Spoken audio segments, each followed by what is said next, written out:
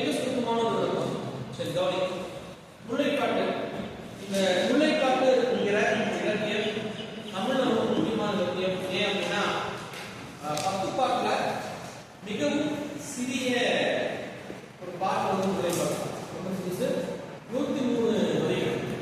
சரி, இதுல நிறைய ஒரு கொஸ்டின் வரும்னா குறிப்பா அந்த டிஎன்பிஎஸ்சி எக்ஸாம்ல இப்ப கேள்வி கேட்பாங்க 10 பாட்டில் மிகவும் சிறியது எது அப்படின்னு கேட்டா அதுல 2 வகையான குழப்பம் வரும்.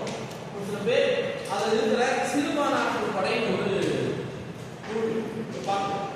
அப்ப அந்த சிறுபான்மையினர் படை என்கிற அந்த பாட்டினுடைய பெயரை வச்சு இதுதான் சிறுசுன்னு ஒரு சில பேர் ஆன்சர் எழுதுவாங்க. கிடையாது. 10 பாட்டில் சிறியது முல்லை. ஆற்றுப்படை நூலில் சிறியது சிறுபான்மையினர். சரி, ஒருவேளை நான் பயன்படலாம். ஆக முல்லை பாட்டினுடைய சாரம் என்ன சுத்தமா சொல்லுங்க. தலைவர் போருக்கு போயிருக்கா. போருக்கு போயிருக்கின்ற தலைவருக்காக தலைவி காத்திருக்கிறார். அந்த காத்திருப்பு, அந்த காத்திருப்புக்கான அந்த நிலையை தான் இந்த முல்லை பாட்டு பேசுகின்றது. சுருக்கம் அதுதான், அந்த ஒன்லைன் ஸ்டோரி அதுதான். தலைவர் எங்க இருப்பா அப்படின்னா அவன் போர் இடத்துல அந்த போர் வீரர்கள் தங்குகின்ற அந்த இடம், அந்த இடத்துக்கு பாசறையின் பேரு. பாசறையில் இருப்பான். தலைவர் வீட்டில் இருப்பான். தலைவி வந்து தலைவருக்காக காத்திருப்பாள். தலைவன் போன வேலை, அந்த வேலையில விருப்பமா இருப்பான். அந்த 2 பேருக்கும் நடக்கின்ற காதலுக்கும் கடமைக்குமான உணர்வு போராட்டம். இதுதாங்க முல்லைப்பாட்டுடைய சுருக்கம். நாங்கள் நேற்று ஆரம்பிக்கும் போது ஒரு எப்படி ஆரம்பிக்கிறார் அப்படின்னா எடுத்த உடனே ஒரு அவதாரத்தை பதிவு செய்கிறார். வாமன அவதாரம். உங்களுக்கு தெரியலங்க, வாமன அவதாரம் திருமாலினுடைய அவதாரம். அதாவது வாமன அவதாரமாக இருப்பார்.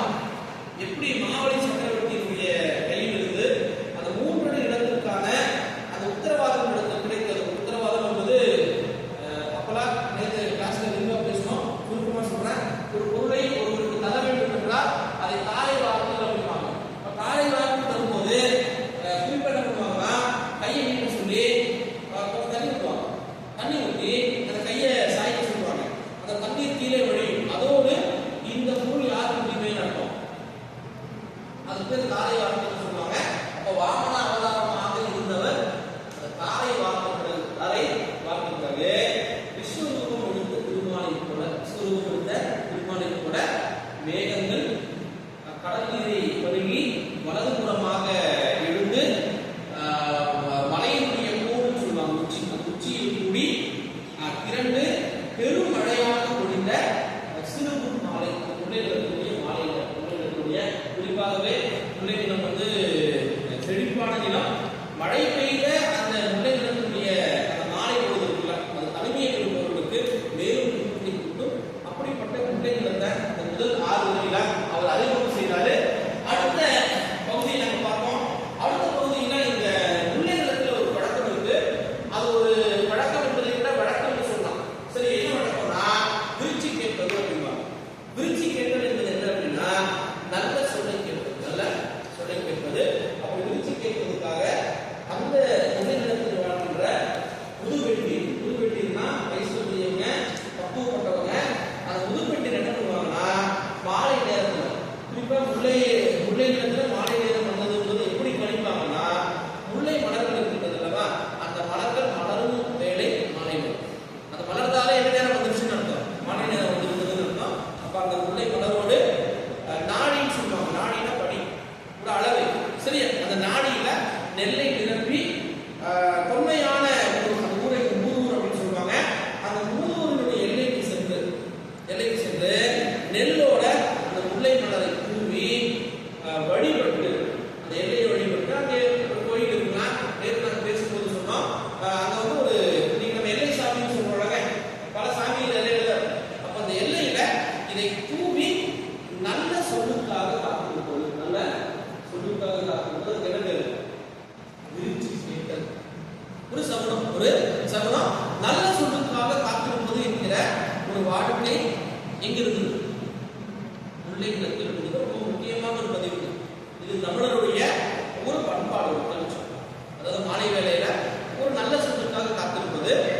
ஏன் மாலை வேளையிலனா இந்த 2 பாட்டு நேற்று நடக்கும்போது சொன்னேன். ஒரு மிக தேர்ந்த ஒரு ஆசிரியராக இதை எழுத நடக்குதுன்னா முல்லை நிலத்தினுடைய பெரும்பொழுது கார்காலம், சிறுபொழுது மாலை. அந்த முல்லை நிலத்தினுடைய தெய்வம் மாயோ என்பவன்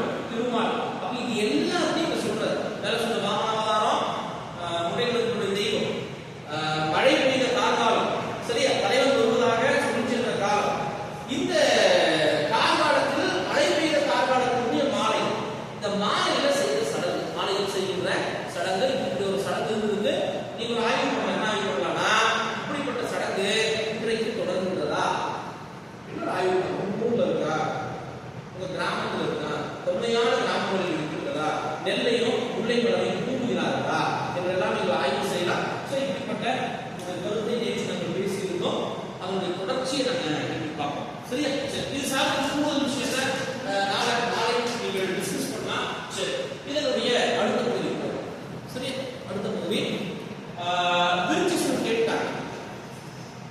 போயிட்டு அந்த பெண்கள் எதை கேட்டாச்சு? அந்த நல்ல சொல்லை கேட்டுட்டாங்க. அவங்க கேட்ட நல்ல சொல் எது? நல்ல சொல் எது? எதுக்காக அந்த நல்ல சொல்ல கேட்டாங்கன்றத இந்த வரிகள் உதவி செய்யுது. சரியா? அவர் அந்த பாட்டு தொடர்றாரு பாருங்க.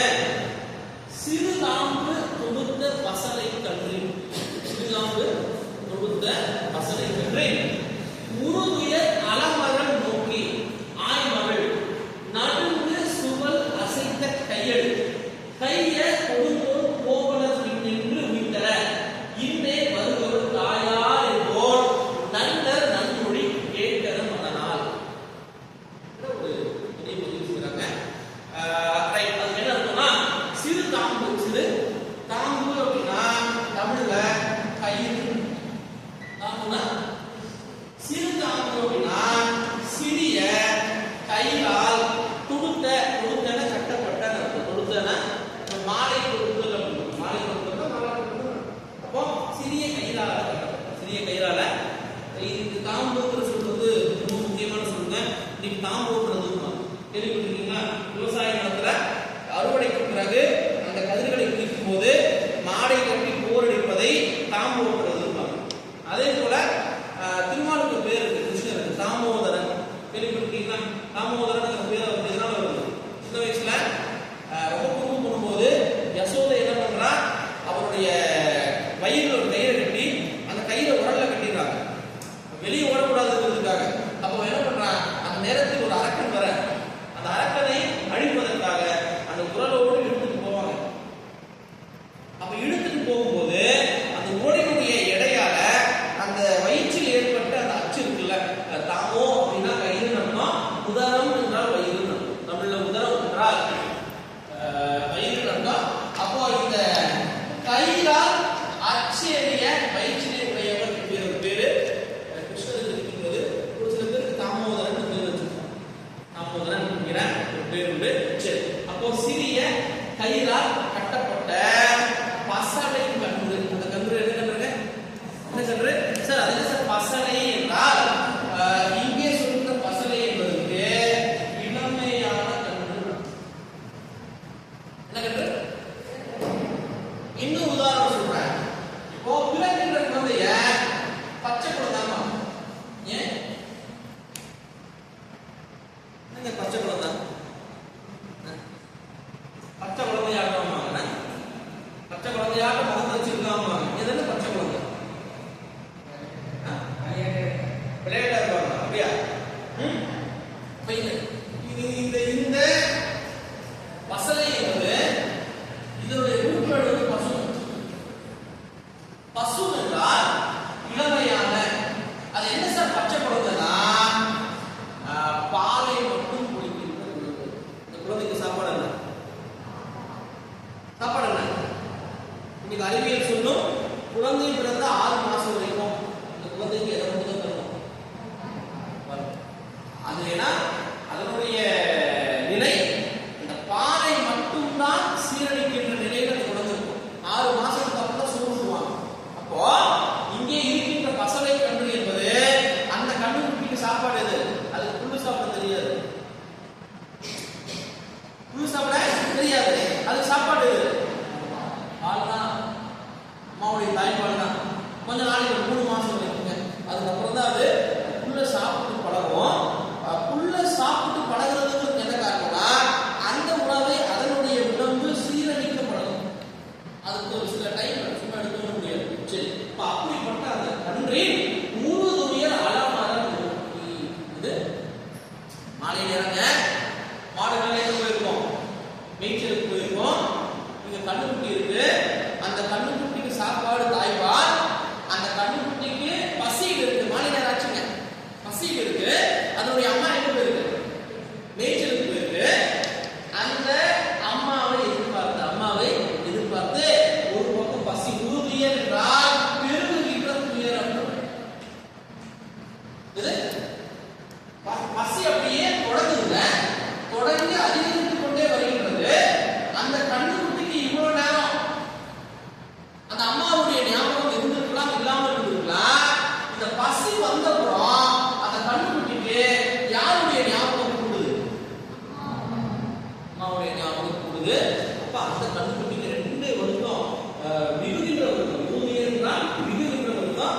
ஒண்ணு பசி அதிகரிக்குது, ரெண்டாவது அம்மாவின் மீது அம்மா எங்க குழந்தைகளுக்கு வர பிரேக்கம் தானே. நீங்க யாருக்கிட்ட குழந்தை கொடுத்தாலும் அந்த குழந்தைக்கு யார் தேவை? குறிப்பிட்ட நேரத்துக்கு அப்புறம் அம்மா தேவைங்க. அப்போ அந்த வருத்தத்துல அலமரம் நோக்கி நீங்க சொல்ற இந்த அலமரம் என்பதற்கும் வருத்தம் என்று பொருள். இந்த வருத்தம் என்ன அப்படின்னா அந்த கண்ணுக்குட்டி அம்மா வரல, பசிக்குது, இப்போ கொஞ்சம் கத்திருக்கோம். அப்புறம் அதை என்ன பண்ணுது? கட்டிருக்காங்கல்ல, அந்த கட்டி இருக்கிற அந்த கயிறிலிருந்து தன்னை விடுபடுத்த அது முயற்சி பண்ணுது. இப்படி கத்துது, பொருளுது. அப்ப இதை பார்க்கலாம். யார் பார்க்கறா? இதை வந்து அங்க இருக்கிற ஒரு ஆய்மகள் சொல்ற ஆய்மகள் யாருன்னா முன்னேற்றத்துடைய மக்கள். அந்த மக்கள் ஆயர்கள் சொல்லுவாங்க. ஆயர்கள் என்றால் ஆய்பவர்கள் அர்த்தம். யாரை ஆய்பவர்கள் அப்படின்னா ஆய்வு மக்களுக்கு ஆண்கள் பசுமாடு என்கிற பொருள் உண்டு. பசுமாடு என்கிற பொருள் உண்டு. அப்ப ஆய்வுகள் என்றால் ஆணிரைகளை பாதுகாப்பவர்கள் என்று பொருள்.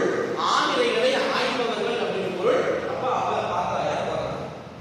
எதை பார்க்கறா? காட்சி கொண்டு கற்பனை செஞ்சு பாருங்க. கண்ணுக்குட்டி பசியால குடிக்குது, அம்மாவை காணும், அதால அந்த கையில கட்டுண்டு இருக்க முடியல, அங்கிருந்து எப்படியாவது விளக்கிடும், தன்னுடைய அம்மாவை தேடி போயிருக்கும் முயற்சி பண்ணுது. அப்படி இப்படி போராடுறத ஆய்வு பார்த்துட்டு பாருங்க. நடுங்கு சுவல் அசைத்த கையில் நடுங்கு கார்காலத்தினுடைய மாலை வேலை சாதாரணமாவே குளிரும். இப்ப என்ன முடிஞ்சிருக்கு? மழை பெஞ்சிருக்கு. குளிர் அதிகமாக இருக்கின்றது.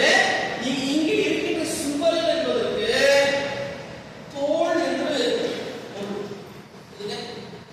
சுவல் அர்த்தம். குளிர் அடிக்குது, நடுங்கு. அந்த குளிர்ல அவருடைய தோள்கள் நடுங்குகின்றது. அவ வெளியே நின்றுட்டா. அப்ப என்ன பண்றானா இந்த ரெண்டு கையால இந்த தோலை குளிருக்கு பாதுகாப்பு நம்ம என்ன பண்ணுவோம்? வெளியே நிக்கிறாங்க. அதான் மாலை நேரம் ஆரம்பித்து குளிர் தொடங்குது. அப்போ அந்த நடுங்கு சுவல் அவருடைய தோள்கள் நடுங்குகின்றது. சுவல் அசைத்த கையில் அந்த நடுங்கிட்டு இந்த கைகளை இந்த தோள்களில் பொத்தி அவர் நிற்கிறார். அவர் யாரை பார்த்து பிடிக்கிறார்? குளிர் அதிகம், வீட்டுக்குள்ளேயும் போக முடியாது. ஏன் போக முடியாது? கண்ணுக்குட்டி விட்டு போயிட முடியுமா? பச்சை குழந்தை அழுதுங்க, அந்த குழந்தை அழுதுங்கிறதுக்காக விட்டு போயிட முடியுமா? அது மனிதத்தன்மையா? அப்படியே நடுங்கிட்டு அந்த கண்ணுக்குட்டி கிட்ட சொல்றா, கைய கொடுக்கும் போல பின் நின்று நிற்கிற கையில கொடுங்கோல் அப்படின்னா கொடுமையான கோல் என்பது மாடு மேய்க்கிற குச்சிகள். கையில என்ன வச்சிருப்பாங்க? அந்த குச்சி ரெண்டு பர்பஸ். ஒண்ணு ஆடு மாடுகளை நெறிப்படுத்த, ரெண்டாவது அந்த ஆடு மாடுகளுக்கு ஏதாவது ஒரு ஆபத்து நேர்ந்தால் எதை வச்சு காப்பாங்க? அந்த குச்சி. அதனால அந்த குச்சிக்கு பேரு சொல்றா கொடுங்கோல். கொடுங்கோல் கொடுமை கிடையாது, நடைபெறுகின்ற கொடுமையை காக்கின்ற அந்த கொடுங்கோலை கையில் வைத்திருக்கின்ற கோவலர்கள் என்பது முல்லைநிலத்தினுடைய ஆண் மக்கள். கோ என்றால் பசுமாடுன்னு அர்த்தம். கோ என்பதற்கு பசுமாடு என்கிற பொருள் உண்டு. வடர் என்றால் அந்த பசுமாடுகளை பாதுகாப்பவர்கள் அர்த்தம். வடர். அந்த கோவலர்கள் பின் நின்று உயிர்த்தர அப்படின்னா உயிர்த்தல் என்றால் ஊட்டுதல். உயிர்த்தல் என்றால் நான் குச்சி பிடிச்சிட்டு யார் ஓட்டிட்டு வர்றாங்க? யாரு? உயிர்த்தர இன்ன வருபவர் தாயார். என்ன கவலைப்படாத, இந்நேரம் எல்லாம் வந்துருப்பாங்க. கோவலர்கள் கையில குச்சியோட பாதுகாப்பு, முன்னாடி குச்சிகள் பாதுகாப்போட, ரொம்ப பாதுகாப்போட அவர்கள் செலுத்த உன்னுடைய அம்மா எப்ப வந்துருவா? இன்னும் கவலைப்படாத, இப்போ அம்மா வந்துருவா. இப்போ உன்னுடைய அம்மா வந்துருவா, கவலைப்படாத, பாதுகாப்பாக இருக்கிறாள். அதையும் சொல்றாங்க. எப்படி பாதுகாப்பா இருக்கா? யார் கூட்டிட்டு வராங்க? அம்மாவை கையில என்ன வச்சிருக்காங்க?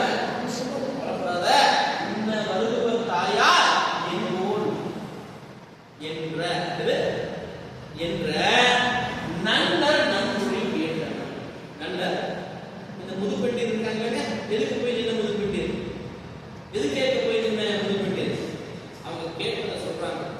யார்கிட்ட சொல்றாங்க? தலைவி கிட்ட சொல்றாங்க. சொல்றாங்க, இப்படிப்பட்ட ஒரு சொல்லை கேட்டோம், அது யார் சொன்ன சொல் என்றால் நன்னர். நன்னர் என்பது நல்லவர்கள். நல்ல சொல்ல கேட்கிறதே பெருசுங்க.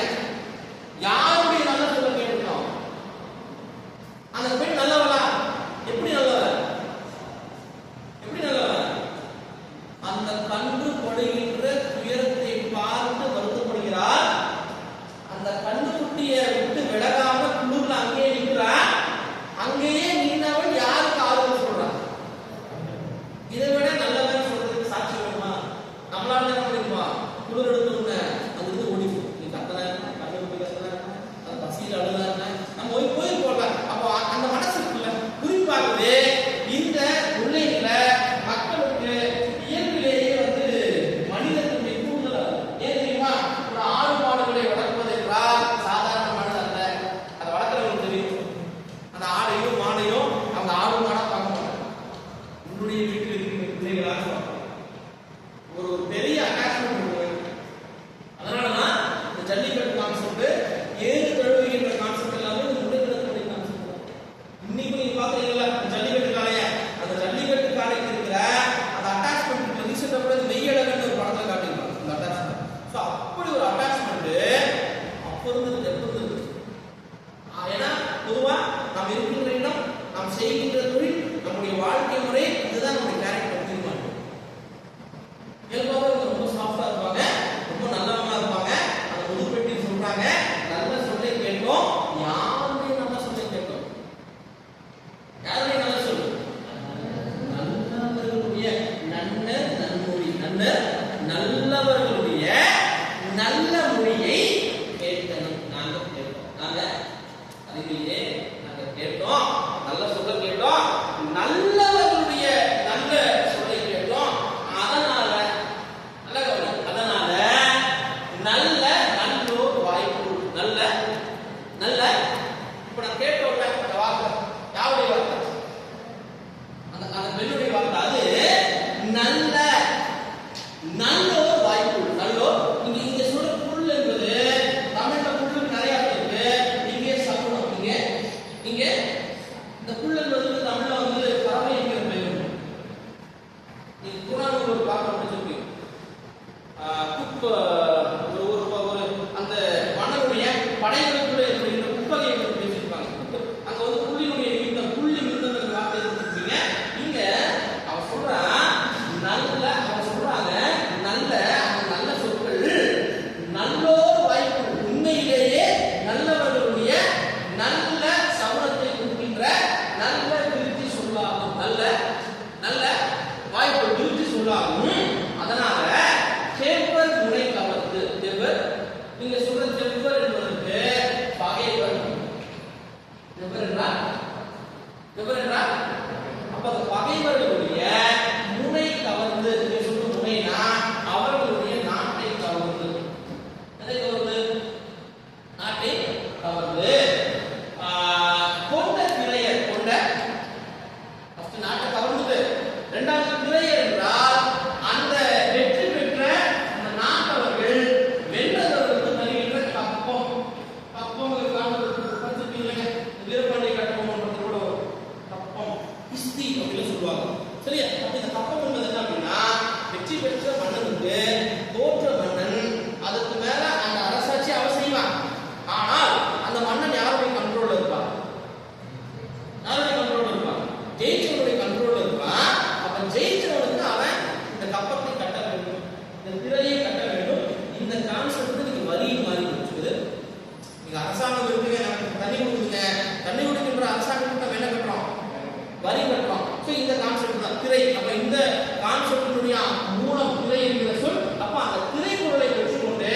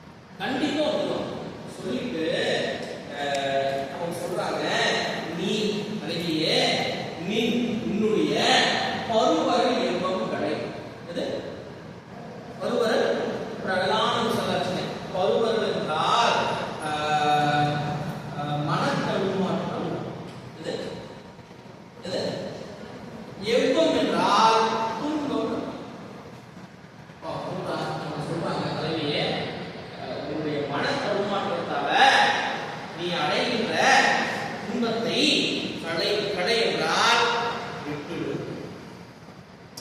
உதாரணம் ஒப்பனையை கலைப்பது. ஒப்பனை மேக்கப் கலைக்கிறோம்ல. அப்ப மேக்கப் கலைக்கிறோம்னா நமக்கு மேல் நாம் பூர்த்தி கொண்ட ஒன்றை கலைப்பது, ஒன்றை கலைப்பது, டிஸ்மேண்டில் செய்வது சொல்றோம். அப்போ இங்க சொல்றா, நீ உனக்கு எதனால ஏற்பட்டிருக்கிறது? எதனால மனமாற்றம்? என்ன மனமாற்றம் தெரியுமா? தலைவன் போயிருக்கான், போருக்கு போயிருக்கான். போருக்கு போன தலைவன் வருவானா மாட்டானா? வருவானா? போன இடத்துல அவனுக்கு என்ன நடக்கலாம்? என்ன நடக்கலாம்? நடக்கலாம், உயிரே போகலாம். ஒண்ணு. ரெண்டாவது, கார்கால மழை பொழிந்தது, வரலன்னு சொல்லிட்டு போயிருக்கான். ஆனா இன்னும் யாரும் வரல, தலைவன் வரல. ஒருவேளை அவன் எனக்கு சொன்னபடி நடக்கவில்லையா? சொன்னபடி நடக்காமல் இருப்பது ஒரு நல்ல உறவு கிடையாது. உறவு கிடையாது, கண்டிப்பா கிடையாது. அப்ப அவன் எப்படி இருக்கிறானோ, என்ன இருக்கானோ, வருவானா இல்லையா என்கின்ற இந்த மன தடுமாற்றம், அதனால ஏற்பட்ட அந்த துன்பத்தை, இந்த துன்பம் என்று சொல்லலாம், கவலை என்று சொல்லலாம். துன்பம் என்று சொல்லலாம், கவலை என்று சொல்லலாம். அந்த கவலையை கடை மாயோ ஒரு வார்த்தை பயன்படுத்துறது. என்ன வார்த்தை? என்ன வார்த்தை சார்? அது என்ன சார் மாயோ அப்படின்னா, ஏற்கனவே நம்ம பேசிட்டு நினைக்கிறேன். இங்கே மா என்கின்ற சொல்லு இருக்குல்ல, மாயம். இங்கே சொல்லுகிற மாயம், மாயம் சொல்லி பழம்பொருள் மாணவர் சொல்லணும். மாயது நம்ம ஃபர்ஸ்ட்ல பார்த்தோம், மால் போல, திருமால் போல அப்படின்னு பார்த்தோம். இங்கே சொல்ற மாயம்டா மாமை நிறம். எதை குறிக்குது? மாமை என்கிற நிறமுடைய மாயோய், மாமை நிறம் கொண்டவளே. மாமை சார், அது என்ன சார் மாமை நிறம் என்றால்? அது நிறத்தினுடைய ஒரு வகை. நிறத்தினுடைய நிறம் இருக்குங்க. நம்ம தோலினுடைய நிறத்தை வந்து எது தீர்மானிக்கிறது? நமக்குள்ள இருக்கிற மெலனின் என்கிற வேதிப்பொருள் தீர்மானிக்கும். மெலனின் அதிகமாக இருந்தா அந்த தோல் கருப்பா இருக்கும், மெலனின் குறைவாக இருந்தா அந்த தோல் வந்து வெள்ளையாகும். ஒரு சில பேருடைய தோல் வந்து ரொம்ப வெள்ளையாகும், திடீர்னு ரொம்ப வெள்ளையா இருப்பாங்க. என்னடான்னு பார்த்தா உடம்புல ரத்தம் குறைவா இருக்கும், அனீமியா அப்படின்னு சொல்லுவாங்க. அனீமியா வந்தா உடம்பு அது வந்து சொல்லுவாங்க வெளிரி போனது. வெளிரி. அப்ப இந்த மாயோ என்ற வார்த்தை இருக்குல்ல, மாயோ, இந்த வார்த்தைக்கு என்ன அர்த்தம்னா, அன்னைக்கு இருந்த காலகட்டத்தில் உண்மையான அழகான ஒரு நிறம், அந்த அழகான நிறத்துக்கான வரையறை வந்து இந்த மாமை. வரையறை வந்து மாமை என்பது ஒரு ரொம்ப வெள்ளை இல்லாம ஒரு மாநிலமா அப்படின்னு சொல்லுவாங்கல்ல. மாநிலம் ஒரு மாங்காயை போல அப்படின்னு எடுத்துக்கலாம். ரொம்ப டல் இல்லை, ரொம்ப பிரைட்டாகவும் இல்லை, இடைப்பட்ட அப்படின்னு சொல்லுவாங்க. ஸோ அப்படிப்பட்ட அழகானவளே அப்படின்னு அவங்க வந்து அவருக்கு ஆறுதல் சொல்லுவாங்க. கேட்ட திருப்தி சொன்னது சொல்லு, கவலைப்படாது. யார் வந்துருவான்? தலைவர் வந்துருவான். அதனால நீ எதை விட்டுரு? உன்னுடைய துன்பத்தை விட்டுவிடு. எதனால் ஏற்பட்ட துன்பம்? மன தடுமாற்றம் தான் ஏற்பட்ட துன்பத்தை நீ விட்டு கலைனா அதை போட்டுக்க, அது நீ கலை என காட்டவும் காணான். காட்டவும் அப்படின்னா அவனுக்கு சொல்றாங்க, அவளுக்கு சொல்கிறார்கள். இந்த வார்த்தையை பயன்படுத்துறாரு, காட்டவும். சொல்வதும் காட்டுவதும் ஒண்ணா? சொல்வதும் காட்டுவதும் ஒண்ணா அப்படின்னா, அப்ப இந்த இடத்துல எல்லாம் கவனிங்க. வெறும் வார்த்தை சொல்வது வேற, அந்த சொல்லுகின்ற வார்த்தைய சொல்லுகின்ற ஆறுதல மனப்பூர்வமாக சொல்றது. எப்படி சொல்றது? எப்போது மனப்பூர்வமாக சொல்ல முடியும்? எப்ப சொல்ல முடியும்? அதை சொல்லும் போது நம்முடைய முகம், நம்முடைய கண்கள், உடம்பினுடைய ரியாக்ஷன், உடல் மொழின்னு சொல்லுவோம். இது எல்லாத்தோட அவளுக்கு சொல்லுகின்ற ஆறுதல்.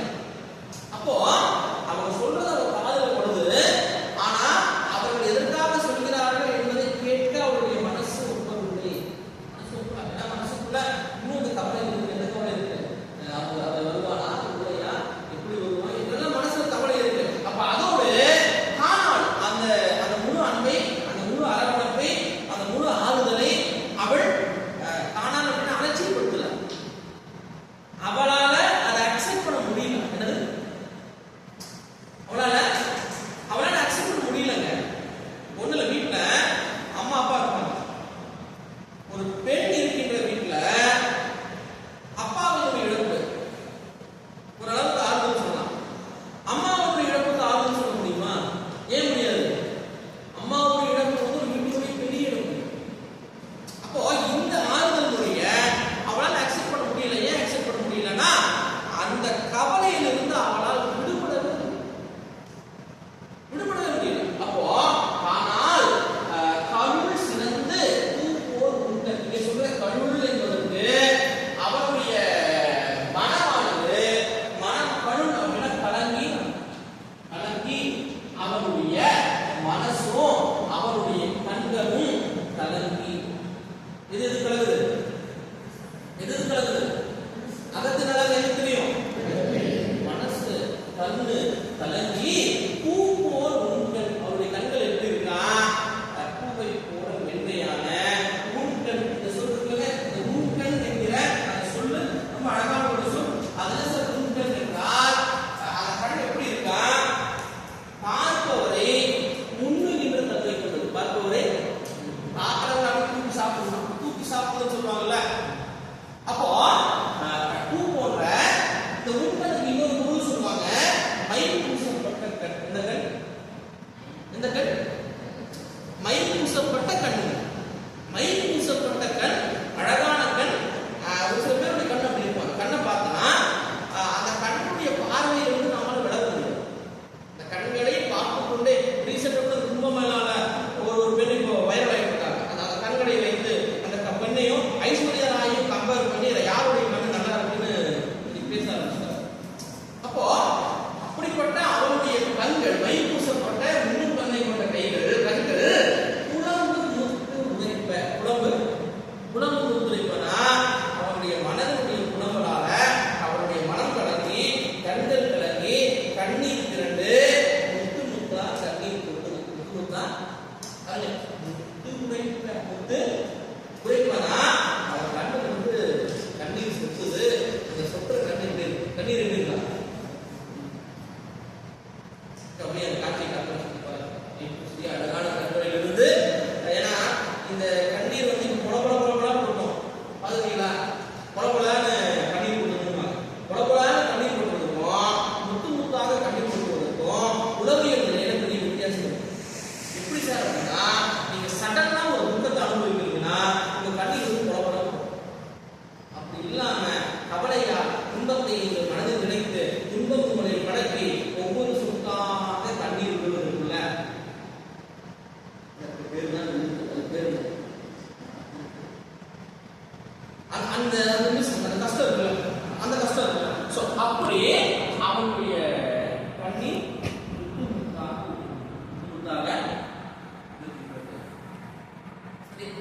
சரி. இப்படி நடக்குது ஒரு பக்கம். அதே நேரத்துல இந்த கதைய இந்த 23 வரிகள் வரைக்கும் சொன்ன இந்த கதைய அப்படியே மாற்றலாம். இதுவரை பார்த்தது முல்லைநிலம். இதுவரை பார்த்தது யார் இருக்கிறோம்? தலைவன் இருக்கா. இப்போ அந்த தலைவனை காட்டு. எங்க போன தலைவன்? அந்த போன தலைவன் எங்க இருக்கான்னு சொன்னேன். எங்க இருக்குன்னு சொன்னேன். அவன் தங்கி இருக்கிற இடம், அந்த இடம் வந்து வாசலைன்னு சொன்னேன். வாசலை. இந்த பாட்டுல பாருங்க, காண்யாறு கழிய அகலிடும் குறவில் சேர்நாறு கிடவனோடு பைப்புதல் எருக்கி வேட்டுக்குழை அருப்பம் மாற்றி காட்ட இடுமுள் புரிசை ஏகுற வளை படுநீர் புணரியில் பறந்த பாடி. இந்த 5 வரியில அந்த பாசறையை எப்படி அமைத்திருக்கிறார்கள்? அந்த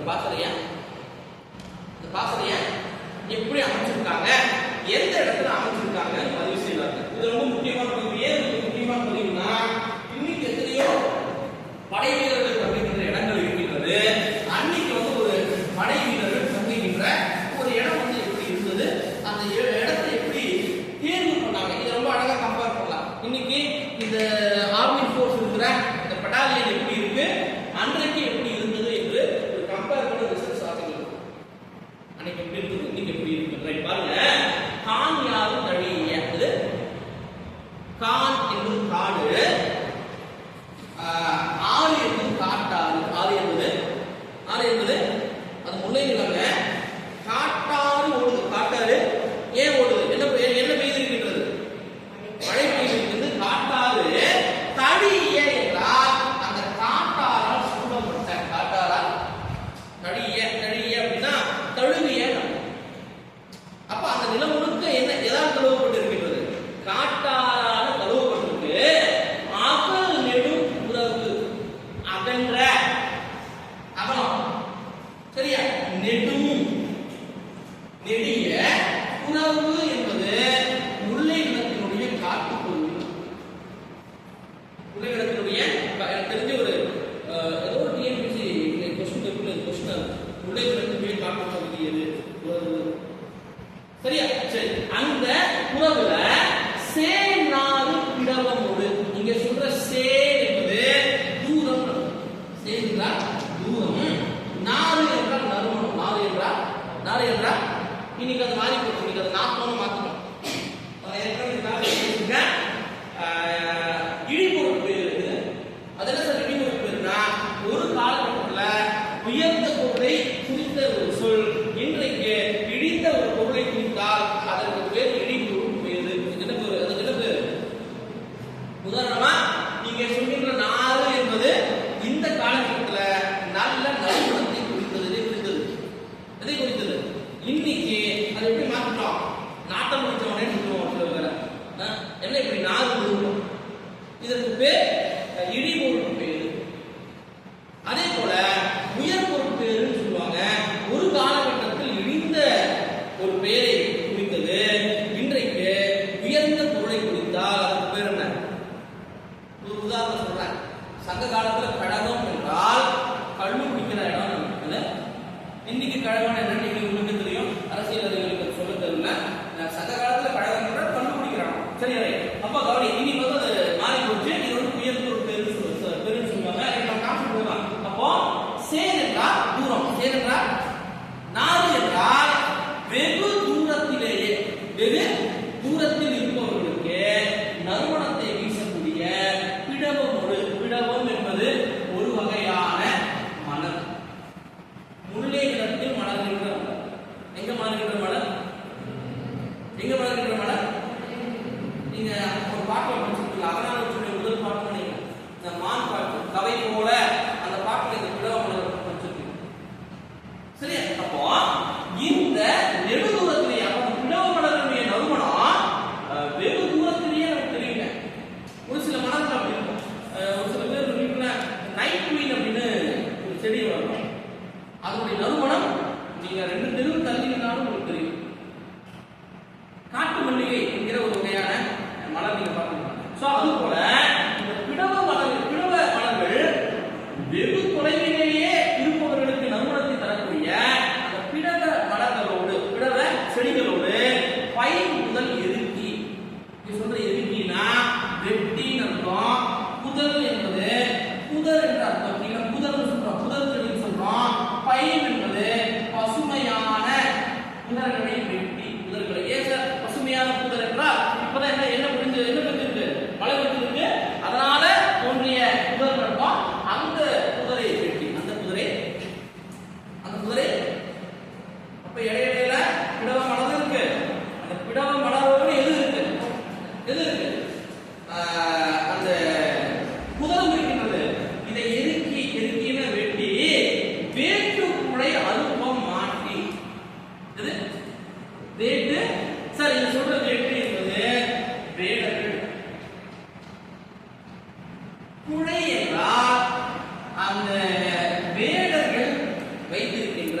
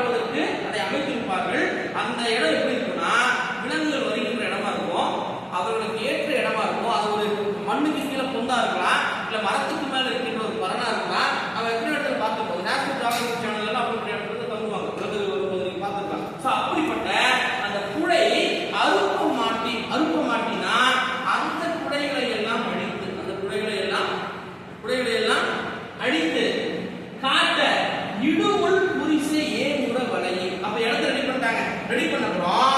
சுத்தி அவங்களுக்கு வந்து பாதுகாப்பு வேணும். பாதுகாப்பாக இடுமுள். சார் அது என்ன சார் இடுமுள் அப்படின்னா வெட்டி வெட்டி வெட்டி இட்டு குவித்த முள்ளுன்னு. வெட்டி வெட்டி ஒரு இடத்துல வீசி குவித்த முள். குவிசை என்றால் சுவர் என்ற அர்த்தம். இங்கே மதில் என்று கூட சுத்தி ஒரு சுவரை அமைக்கிறாங்க, ஒரு காம்பவுண்ட் வால் அமைக்கிறாங்க, பாதுகாப்புக்காக ஒரு மதிலை அமைக்கிறாங்க. அந்த மதிலை எதனால் அமைக்கிறாங்க? எதனால் அமைக்கிறாங்க? எதை வெட்டி அமைக்கிறாங்க? இந்த முள்ளு செடியை வெட்டி குரிசை ஏமுற வலை. இங்க சொல்ற ஏமம் என்கிற தமிழ் சொல்லுக்கு பாதுகாப்பு என்கிற ஒரு பொருள். ஒரு பொருள் கூட இருக்கலாம். எழுமையும் ஏமாப்பு உடை. எழுமையும் படிச்சிருக்கீங்களா? ஒருமையில் நான் கற்ற கல்வி ஒருவருக்கு எழுமையும் ஏமாப்பு உடைன்னு சொல்லுவாரு. இந்த ஏமம் என்று சொல்வது பாதுகாப்புன்னு பொருள் உண்டு. ஆனா அதுல இன்னொரு அர்த்தமும் இருக்கு. ஏமம் என்பதற்கு மகிழ்ச்சி என்கிற ஒரு அர்த்தம் உண்டு. என்ன அர்த்தம்? அப்போ பாதுகாப்பு எதோடு கூடிய பாதுகாப்பு? பாதுகாப்பா இருக்கலாங்க. இப்ப ஜெயிலுக்குள்ள இருக்கோம், ஜெயிலுக்குள்ள இருக்கிறது பாதுகாப்பு சொல்ல முடியுமா? ஆனா ஆக்சுவலி நம்ம சுத்தி முன்னாடி சிறை கம்பிகள் இருக்கும், நம்ம சுத்தி காவலாளிகள் இருப்பாங்க. நாம பாதுகாப்பா இருக்கணும்னு சொல்ல முடியுமா? சொல்ல முடியுமா? முடியாது இல்ல.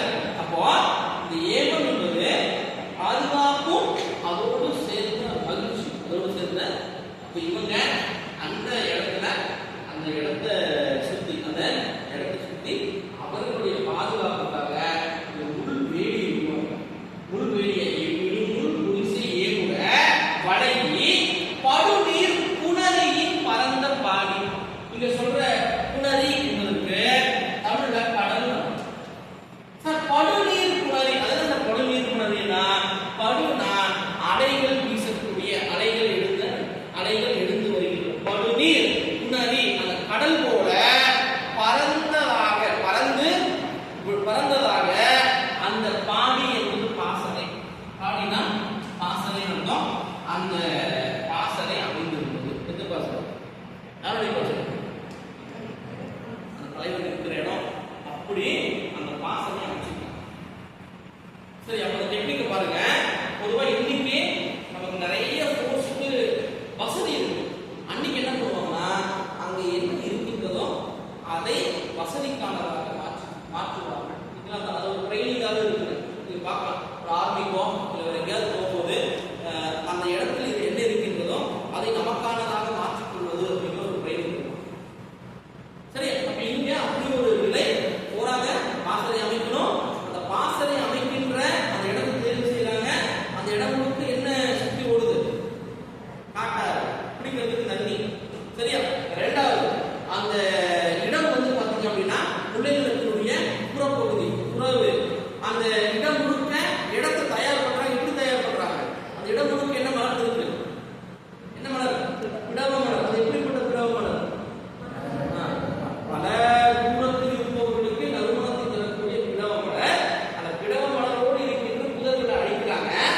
எதுக்கினா நல்லா அழித்து அங்க இருக்கின்ற வேடர்கள், ஆல்ரெடி வேடர்கள் இருக்கின்ற இடம், அந்த வேடர்களுடைய அரணை எல்லாம் அழித்து அதை சுத்தி வந்து ஒரு பாதுகாப்புக்காக எல்லாம் வைக்கிறாங்க. என்ன வைக்கிறாங்க? முள்வேலி அமைக்கிறாங்க. முள்வேலியை அமைத்து அந்த காட்சி எப்படி இருக்கு அப்படின்னா, இந்த காட்சி போன உதாரணத்துக்கான ஒரு காட்சி தான். அப்ப அந்த காட்சி எப்படி இருக்கு அப்படின்னா, மலை மிகுந்த கடலை மிகுந்த இந்த பாடிங்கிற சொல் இன்றைக்கும் நிறைய இடத்துல பயன்படுத்துறாங்க. பாடியுடைய ஒரு ஊர் பேர் சொல்லுவாங்க, சேரம்பாடி. சேரம்பாடு, சீர்காழியில பாடி, வாணியம்பாடி. இந்த வாணியம்பாடி, இந்த சேரம்பாடி இதெல்லாம் ஒரு காலகட்டத்தில் பாசறையை இருக்கலாம், இல்லை படைகளுக்கு இடமா இருந்திருக்கலாம். அந்த ஊரினுடைய தொன்மையை கூட நீங்க ஆராய்ச்சி பண்ணலாம். பாடி என்று அமைந்த இன்னைக்கு இருக்கின்ற தமிழ்நாட்டினுடைய ஊரின் அர்த்தம் என்ன? ஒரு 10 பாடியினுடைய பேர் இருக்கு.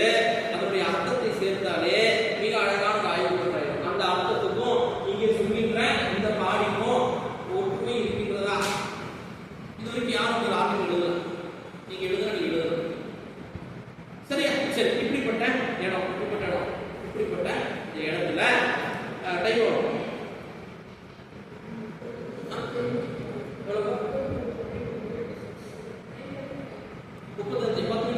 சரியா? ரைட். இப்போ இப்படிப்பட்ட இடத்துல இப்படிப்பட்ட முதல் முடிச்சுக்கலாம். இப்படிப்பட்ட இடத்துல பாசறை இருக்கு. அவர் சொல்றாரு பாருங்க, அந்த இடத்தை பதிவு பண்றாரு பாருங்க. உவலை குறை ஒழுங்கிய தெருவில் கவலை முற்றம் காவல் என்ற தேவடு கவுள சிறுக ஞானி ஓங்கு நிலை கருவோடு கதிர்முடைக்கு யாத்த வயல் விளை இன்புலகு உண்ணாது முதல் குறைத்து அயில் நிலை மறுப்பின் தம் கையிடை கொண்டன கவையுள் கருவியின் வடமொழி பயிற்சி கல்லா இளைஞர் கவலம் கைப்ப. கல்லா இளைஞர் இந்த கைப்ப என்ற சொல்லுக்கு பொருள் ஊட்டுதல். அந்த ஊட்டுறதுக்கு பேர் வந்து கைப்ப என்கிற வார்த்தை.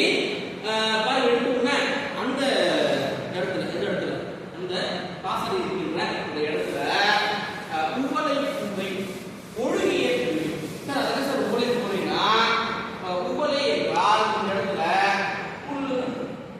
புல்லால் வேயப்பட்ட கூடை.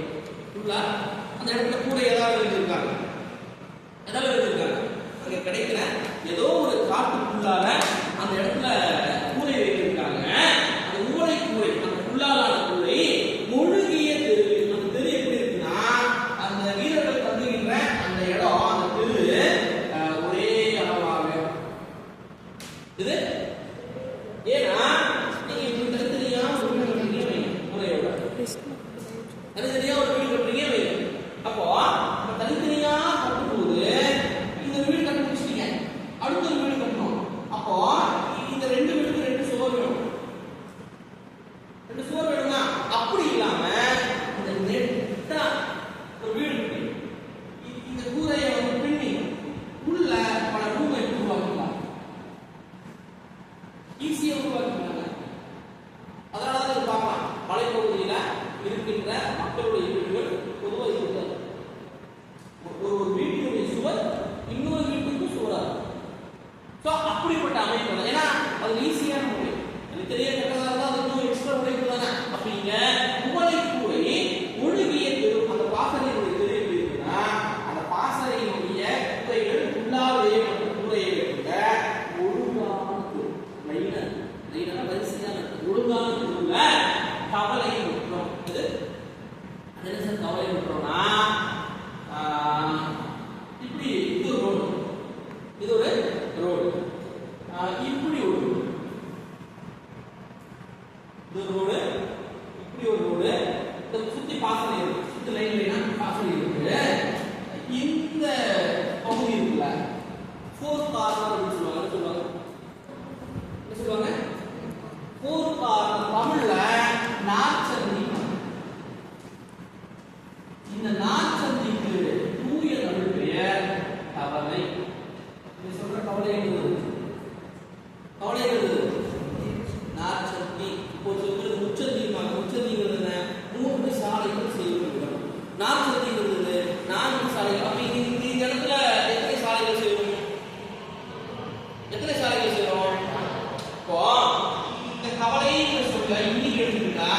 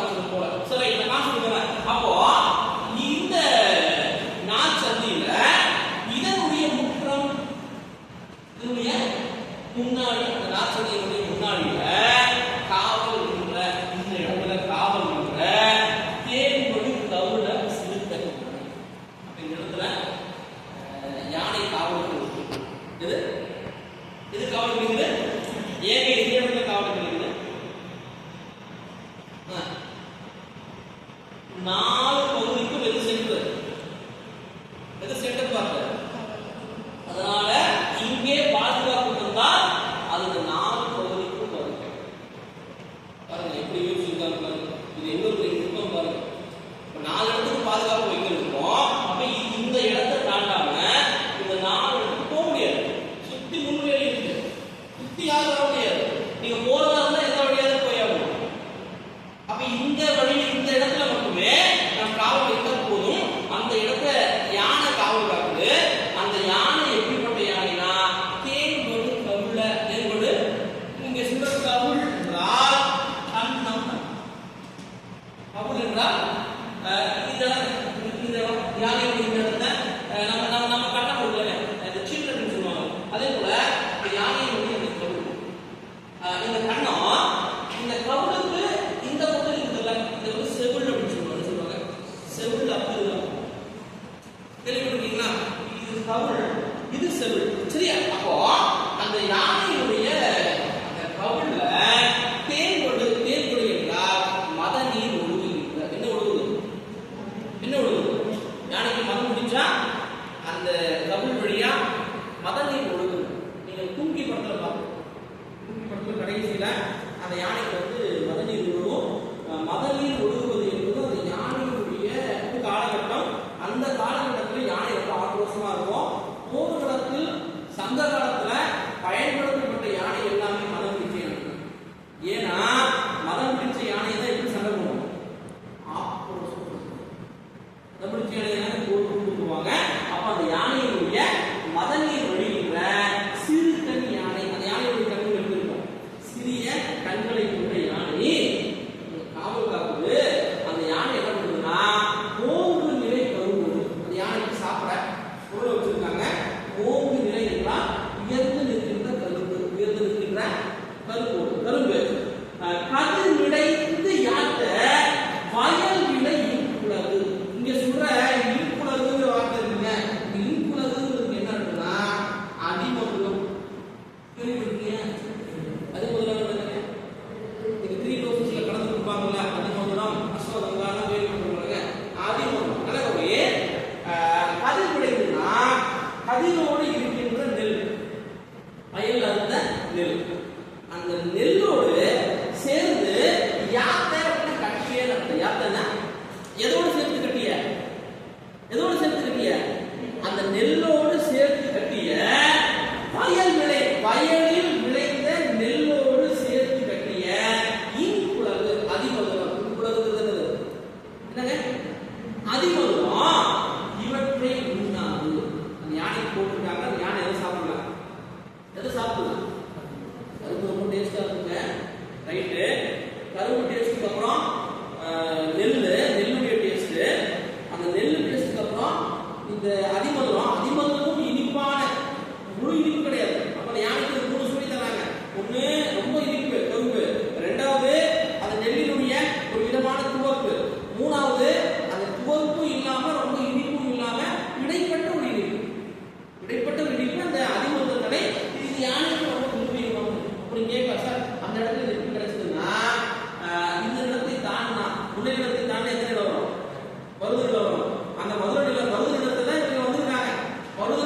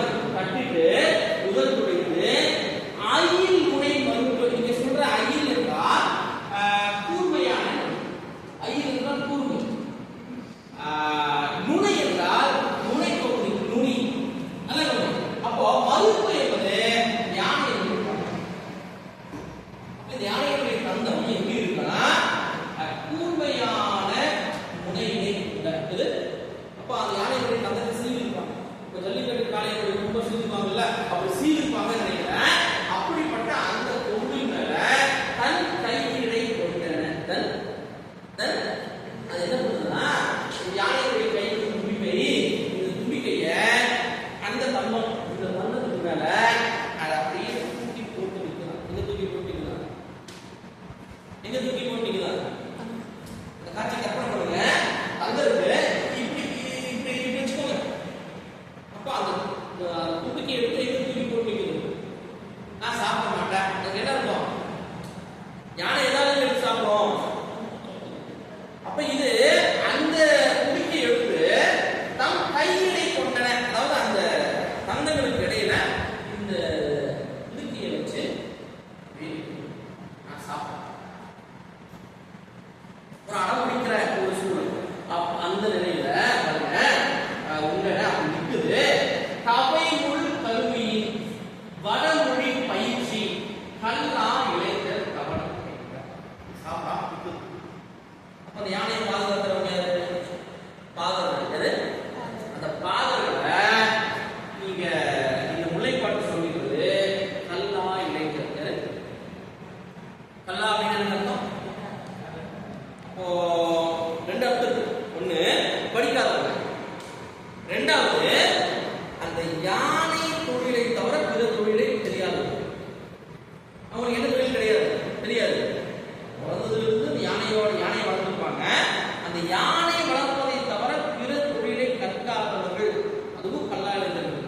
அவங்க அந்த யானைக்கு கவைமுள் கருவி, அவங்க கையில வந்து ஒரு கருவி வச்சிருப்பாங்க. அந்த கருவி வந்து கவைமுள் கருவி. கவை என்றால் நமக்கு தெரியும், அதாவது இப்படி இருக்கும். இதுல முனை பொழுது ரொம்ப கூர்மையா இருக்கும். அதை அங்குசம்னு சொல்லுவாங்க. என்ன சொல்லுவாங்க? ஒரு யானை எதற்கடங்கும்? எதற்கடங்கும்? அங்குசத்து கடங்கும். அந்த அங்குசத்தால யானையுடைய எச்சியை குத்துவாங்க. அந்த அங்குசத்தினுடைய குத்துற வலிக்கு யானையை கடங்கும். அப்போ அந்த கவைமுள் கருவியை வச்சு அந்த யானையை மிரட்டி, யானைய எதை மிரட்டுறாங்க? யானையை மிரட்டி வடமொழி பயிற்சி. வடமொழி பயிற்சி என்றால் அந்த யானைக்கு மட்டுமே தெரிந்த ஒரு சில பாஷை. அந்த பாஷையை முல்லைப்பாட்டு சொல்லிக்கிறது வடமொழி. ஒருவேளை அந்த வடமொழி என்பது வடநாட்டினுடைய மொழியா என்று ஒரு கேள்வி. ஆனா நமக்கு வரலாறு சொல்லுறது ஆரியர்களுக்கு ஒரு கான்செப்ட் தெரியல. வடக்கில் இருந்தவங்க ஆரியர்களுக்கு வந்து தெரியாதது யானை. ஆரியர்களுக்கு என்ன தெரியாது. அப்போ அப்படி இருக்கும்போது இந்த யானையினுடைய மொழி மட்டும் எப்படி வடமொழியாக இருக்கலாம் அப்படின்னு சந்தேகம். ஒருவேளை இங்கே சொல்கின்ற வடமொழி என்பது தமிழ்நாட்டினுடைய இல்லை, வடவேங்கடம். ஒருவேளை அந்த வேங்கடத்திலிருந்து வந்த யானைகளா இருக்கலாமா? அந்த குழப்பம் இருக்கின்றது. இதை நம்ம எப்படி எடுத்துக்கணும்னா, இங்கே சொல்கின்ற வடமொழி என்பது யானைக்கு மட்டும் தெரியும். அந்த மொழி யாருக்கு மட்டும் தெரியும்? யானைக்கும்.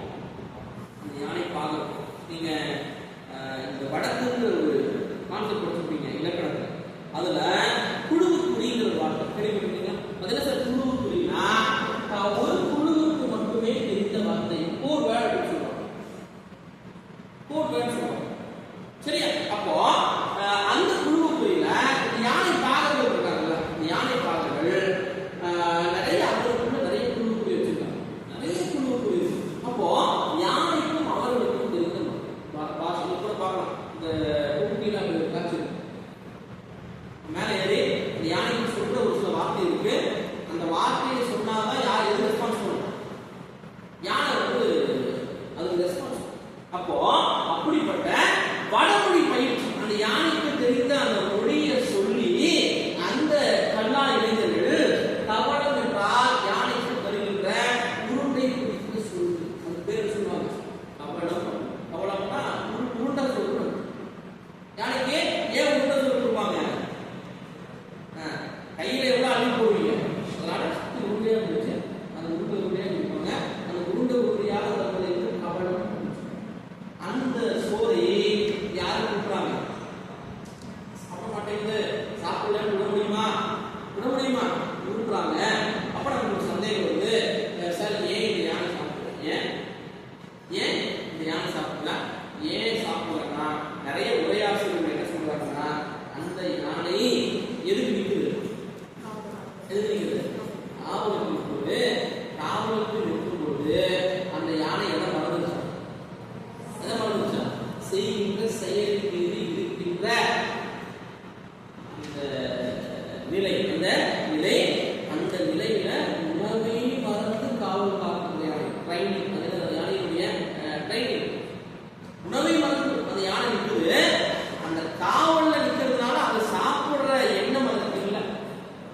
பேர் வந்து எக்ஸாமுக்கு முன்னாடி நாள் படிப்பாங்க, நைட் ஃபுல்லாக தூங்கிருக்க மாட்டாங்க.